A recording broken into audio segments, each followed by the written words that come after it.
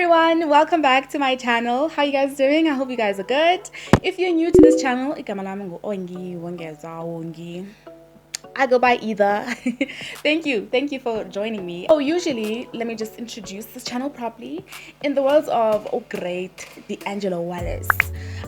This is my channel and I basically talk about whatever I want, really. But usually, the theme usually is paranormal content, true crime, and rants and bants. But soon I want to be introducing more stuff, so be on the lookout for that. Be on the lookout. So let's get into this. Today we are talking about Ananias. Wait, I think I'm saying it wrong. Ananias Mathe. I'm just gonna refer to him as Mathe in this video, just because I feel like Gamalai has too many syllables for me to pronounce. Okay, there might be people who don't know this man. Okay, it's okay. But I feel like a good majority of people know who Ananias Mathe is. He is a notorious criminal here in South Africa who started his crime spree around 1998. But first, let me just take you back, give you a brief background on who Mathe is before he was known as this notorious criminal, or as he's dubbed by the media and people in prison, the Houdini of C-max. Mathe was born in 1927 in Mozambique. So he is from Mozambique, but he soon after that migrated to South Africa around 1998. Mathe has two wives by the name of Elizabeth Matonsi and Celeste Mamate. Or Manate. No, I think it's Mamate. And so he was in a polygamous marriage, he had two wives, and his wives describe him to be the polar opposite of how the media not only paints him but sees him. So his wives, like, when they heard of his crimes and when the cops came knocking on their doors talking about your husband, we are looking for him, because he was kind of a wanted suspect for a long time. When they actually got to him and they got to the wives and they were saying they're looking for, their husband, they were like, he did what now? He did from who? From where? Our Anais. They were like, nah, bruh, you got the wrong one. In an article, Elizabeth and Celeste, the wives, describe Mathe to be the opposite. They say he was a good family man. He was good to his children. He actually is said to have a great relationship with his eldest son. The others were too young, and to this day, the wives say they try not to criminalize him in front of the children, because abantwana just know him as utatabo, like they dad. They don't know him in any other context, and they know him as a good person, so they can't find it in themselves to badmouth him, if you get where I'm going. So they were saying he was a good family man, he was a good Christian man, he went to church often. They say, get this, because when I was researching the story, I was thinking maybe like drugs, recreational drugs, could play a part in his big personality change. But Mathe, he never drank, he never did drugs, to their knowledge. To their knowledge, he never did this. He was not a violent man. So you can only imagine how shocking this whole thing was to them. In the year of 1998, Anais made a decision, Mathe, because I know I'm butchering this man's name. Mathe made the decision to migrate and move to South Africa for better work opportunities.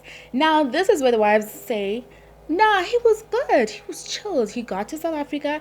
Every month he would send family, I get 100 rand per month, and he would, okay, so 100 rand per month. Back then, I googled in 1999, it was about 269 rand, and then in Mozambique currency, it was about 1,000 something. This is not important. It's just something I found interesting, because I'm like, can you support a whole family on 100 rand?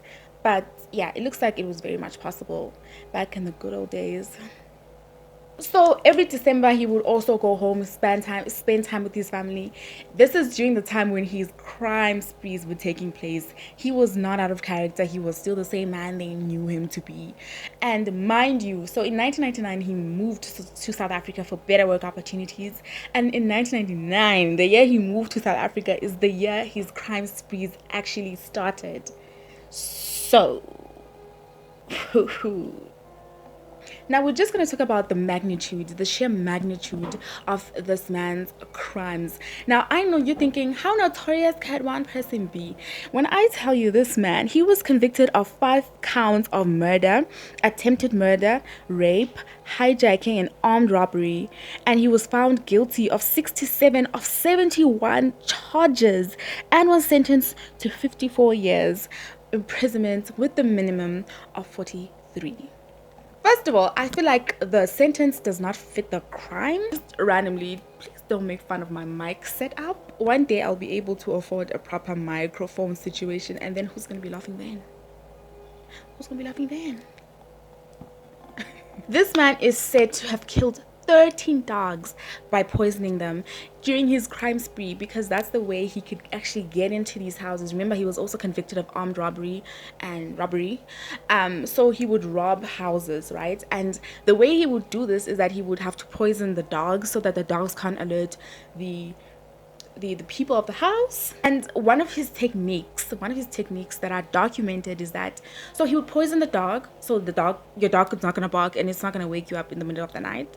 He would go in, usually he would have armed robbery, right? He'd have a gun and he'd have a torch in the other hand, and what would happen is also right, he's gonna like enter your house, usually through the window. You know, he'd saw off a burglar, like your burglar, your little burglars, yeah, the ones that we have here in South Africa most. Do you know in America they don't have burglars?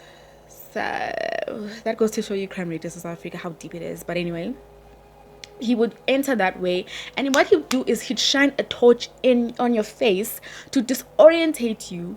Then he would hold a gun up to your head or wherever he feels like it, and then he basically would make you submit and he'd rob you. So, as I mentioned before that, Mathe was also convicted of rape. That's because he had started raping his victims, but he wasn't raping them from the year 1998 to 2002. Only in 2003, this beginning of 2003, is when he started raping them, or sexual assault. Yeah, so that's something I don't know. There's no document of why he started. He probably got drunk with power. You know, when you get away with stuff and you're like, I can get away with more. Yeah. So one of the stories, I'm going to tell you quickly a story of one of the victims. Now, a lot of the victims I don't have the stories of, or maybe some of them, even this victim in particular, she chose to be anonymous. So a lot of the victims, I guess back then, it wasn't really a big priority to get their stories. That, or they just didn't want to talk about it again and relive that experience. 3 of the women he kind of assaulted actually immigrated out of South Africa. They left the country because they just couldn't deal with it. So, I mean, that goes to show you how deep trauma goes. You know what I mean? So this particular victim, she was 17 when this had happened, and Uti, she describes the night as she was sleeping, right? And she remember hearing a loud bang and her sister screaming.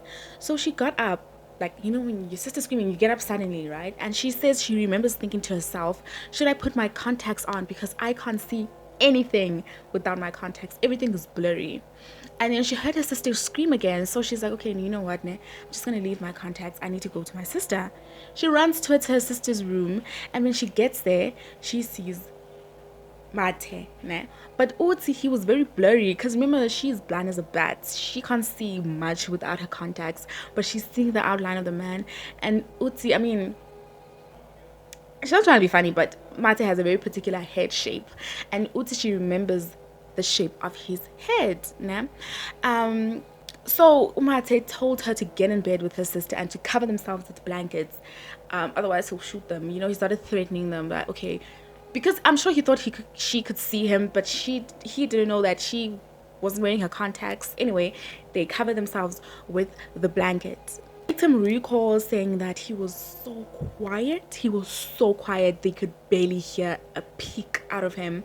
And they contemplated going to the bathroom and kind of locking themselves in the bathroom, but they remembered that, hey man, we can't hear this man. So who's to say he's not still in the room, because they can't hear him.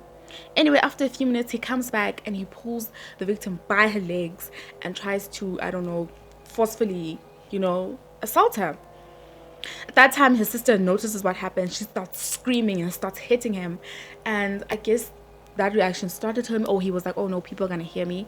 So then he ran out of the window, he disappeared into the night. When the sisters went out to secure to see where this man had entered, they noticed that he entered through the window where he had forced some of the steel butlers. He kind of pried it, right, and he shimmied through, and that's when they noticed that the two dogs were actually dead. He poisoned them. So this is just an idea of how Mathe used to burglarize these homes and stuff. So now we get into why they call this man the Houdini of C-max. Okay, for those of you who do not know who Houdini is, Houdini was a great escape artist back in the days. Unfortunately, he died. He was the greatest. Like during his time, at his prime, he was unmatched. Okay, everyone quotes Houdini. Even Nicki Minaj quotes Houdini. That's how well known and I guess respected he is. So it's the year 2006. Né? This man is convicted. He's convicted 61 of 70 something charges. People are like, this man is a liability to society. He has to go, and he has to go to the hardest prison out in South Africa. That's when he went to one of two maximum security. I don't know how to describe to you guys how this maximum security thingy is. Okay, C-max, it's renamed, I believe it was renamed around 2013, but I'm gonna call it C-max just because it's shorter. C-max prison is notorious for not having anyone. Prior to Mathe, no one has ever been able to escape. After Mathe, no one has been able to escape. He is the only one and only person to this day who has escaped C-max prison, right? C-max prison, very, very popular for housing a lot of political, I guess, people back in the days. You know, during apartheid, a lot of people were associating like freedom fighters, activists, politicians as terrorists. So this was mainly built for them. He escaped. 2006, this man escaped out of C-max prison. Now this was huge. This was big. Who escaped C-max prison? No one has ever done it before. What happened?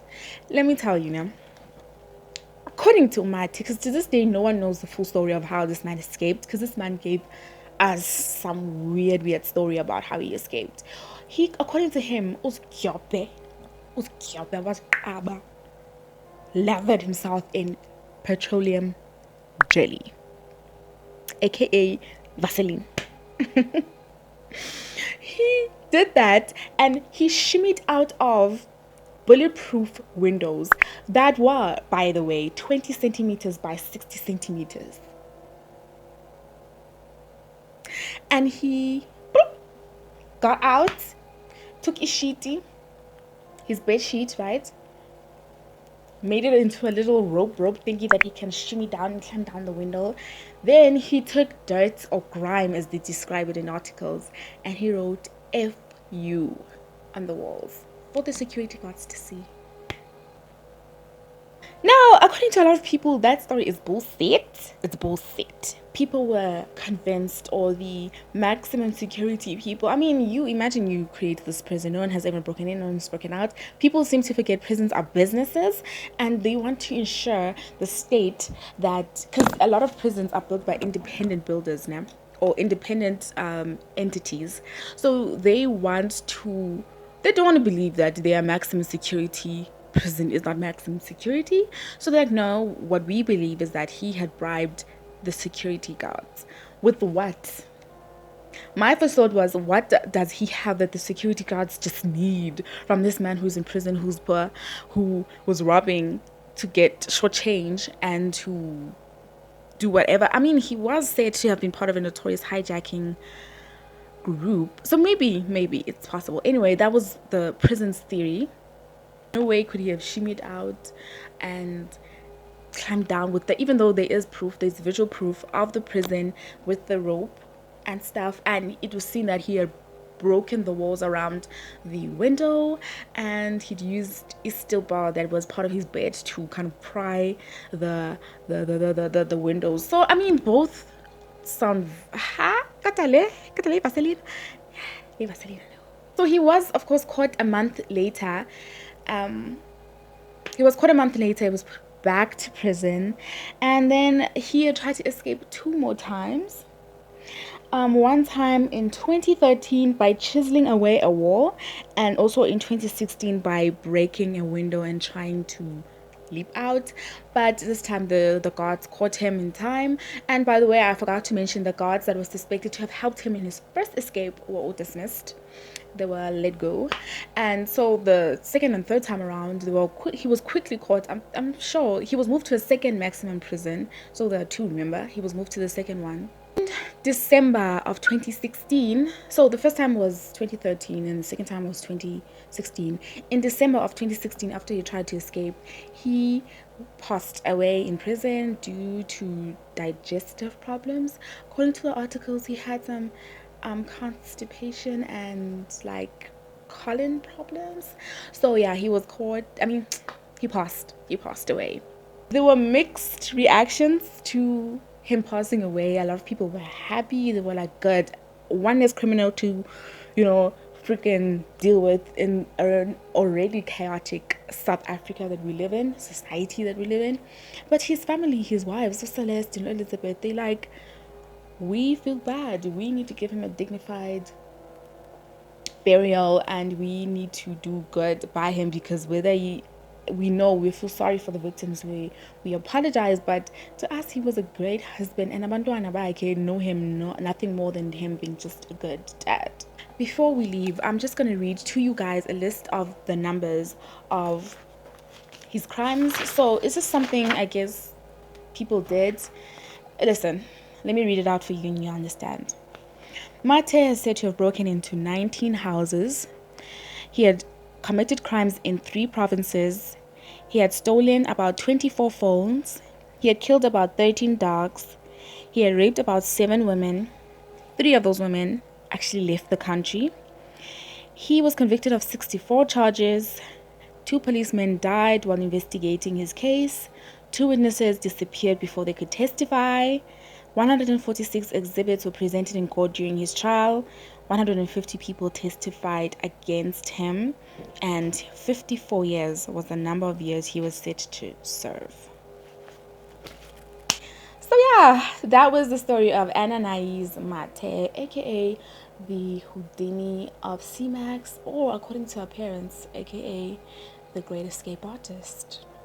Thank you guys for joining me for this video. I hope you guys enjoyed this video. Hit the thumbs up button, please subscribe, please share a link of this video to other people. Yeah, so I know you're noticing I didn't do my makeup, and that's just something I was like, I can't multitask like that. I can't speak eloquently and clearly while doing something else, while I'm trying to remember the whole story. Sorry guys. But until next time, my DMs, follow me on Instagram. My DMs are open if you guys have any requests or anything. Until then, see you guys later.